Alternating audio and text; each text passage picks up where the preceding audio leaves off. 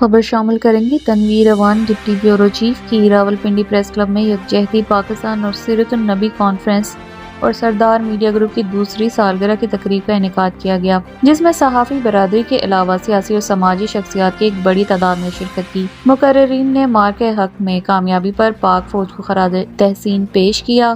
اس موقع پر افتخار عباسی نے سردار media group کی دوسری سالگرہ پر پھولوں کا گلدستہ پیش کیا۔ شرکاء نے سیرت النبی صلی اللہ علیہ وسلم کے مختلف پہلوؤں کو اجاگر کرتے ہوئے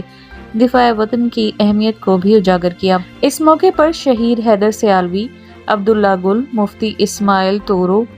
طاہر عبید چودھری، طارق علی ورک، پیر حافظ اقبال قریشی، سردار آفتاب اقبال، بلال ربانی، قاضی ارباب احمد اور دیگر نامور شخصیات نے خطاب کیا اور پاکستان کی کامیابی کو سہراتے ہوئے